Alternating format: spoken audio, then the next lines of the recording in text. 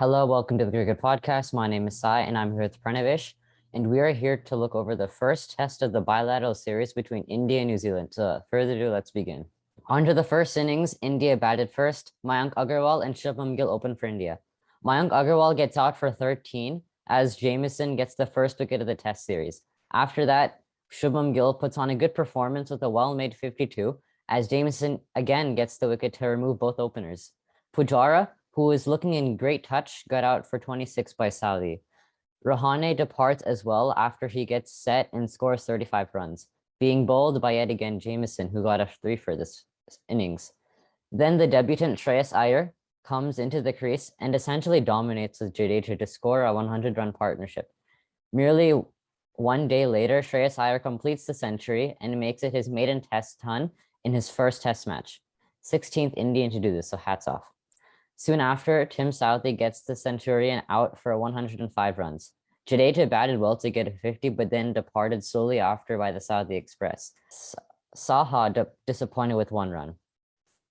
Akshar Patel got out cheaply by Tim Southey, who picks up a 5-fer with that wicket. Ashwin played well to get 38 runs, but unfortunately got bowled by Ajaz Patel to get New Zealand spinners their first wicket in this series. In minutes' time, Ajaz Patel gets the final wicket of Ishant Sharma to complete India's innings of 335 all out. On to the second innings of New Zealand's first batting. The openers took the Indian bowling apart completely, and they had a 150-run stand before Willie Young departs for a brilliant 89 runs as Ash gets the first breakthrough. Then Kane gets out for 18 by Umesh while Latham was on the charge. Ross Taylor goes cheaply as well when Barth takes an amazing catch from behind the stumps. Henry Nicholls failed to deliver and got out for 2 and LBW by Akshar Patel. Just as Latham was eyeing up a century, he plays a false shot and Barth gets Latham stumped at 95. Rachin Ravindra gets out for 13 by Ravindra Jadeja. I'm just saying, what a coincidence. Tom Blundell fought hard, but Akshar got the best of him and gets bowled for 13 runs. Just 5 overs later, Akshar bowls Tim Southey as well and picks up yet another 5-fer for himself. Then Ash gets the final 2 wickets of Kyle Jamieson and Will Somerville to bring New Zealand's score to 296 all out and trailing by 49 runs. On to India's second innings and the third innings of the match. Shubham Gill got rocked by Jamieson with a brilliant ball to put India in early pressure. Pujara looked fluent and he was scoring well before getting out to Jamieson. The skipper Rahane yet again fails to score runs and gets LBW by Ajaz Patel. Mayank Agarwal got out for 17 runs by Tim Southey, and in the same over, Tim Southey sends Jadeja back to the dugout for a 2-ball duck. Ashwin yet again played well and got out for 32. Shreyas Iyer, who scored 105 last innings, scored another 50, which made him the third Indian to get 50-plus scores in both innings on debut, and the first Indian to get a 100 and a half century in the same test match. Even though Saha's neck injury played a role, he fought through it and scored a brilliant unbeaten 61 as Rahane declares India for 234 for 7. On to New Zealand's second innings and the fourth innings of the match. Ashwin with the new ball spun at miles and he gets Will Young out early. Will Somerville, as the night watchman, plays a good innings of 36 and a good partnership as well with Tom Latham of 76. Actually, speaking of Tom Latham, he scored yet another 50. He looks in great touch at the moment. Jadeja keeps Ross Taylor quiet again and by getting him LBW for just 2 runs. Then Henry Nicholls fails for the second time and gets LBW by Akshar Patel again.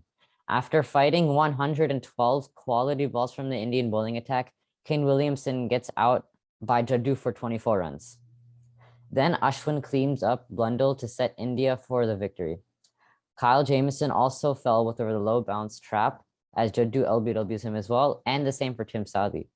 Rachin Ravindra played 91 balls along with Ajaz Patel's 23 balls to secure a draw and escape what would have been a victory for India. Rachin Ravindra came out of syllabus, for sure. That's the one sentence you're going to say in the whole video.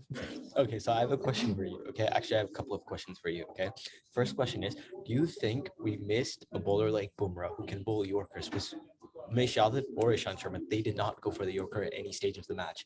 Do you think maybe if they did go for it, we would have gotten more wickets?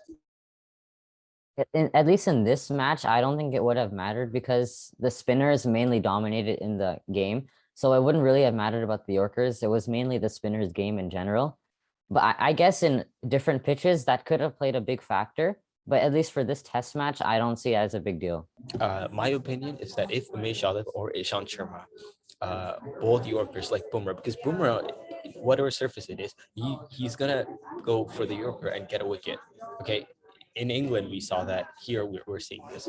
Okay, so maybe if that happened, okay, or even if um who's that? Even if Ross Taylor, umpire did not give him umpire gave him not out for a stumping. If that has happened early, do you think we would have probably won the game? We would have had more chances. So bad light came into effect. Um, I still would prefer them use pacers to start the innings. Um, I mean, just to get the feel of the ball because they're all experienced too. I mean, they opened with Ashwin. That's good too. He's pretty experienced. But I'm just saying, Pacers are still a key in Indian conditions too. They should have given more overs to Pacers, and I feel like they should have declared earlier. Again, I guess for this test match, it really didn't matter because they took regular interval wickets, but with the spinners, I think Rahane backed his men to get quick wickets. And as you saw in the field, it was a very aggressive field setup. There's leg slip, short leg. There was what silly point. There was so many like short like field setups in that, at least for the spinners. So I think he relied on the spinners to get wickets, and they did drop catches. I know Shreyas Iyer, he dropped. I don't remember which batsman. I feel like it was Rachin Ravindra, I believe, or it was Ajaz Patel. I'm not sure, but He one of didn't them. drop it. It went wide of the bat and then went for a four. Okay, fine. It went wide. Okay. If we would have taken those chances, I feel like we would have won. So again, I don't think it wouldn't have mattered when he declared because you can tell he backed his men to get the wickets. They just didn't take them. Thank you for watching our cricket podcast where we reviewed the first test of the bilateral series between India and New Zealand. If you enjoyed this video, please like and subscribe. Peace.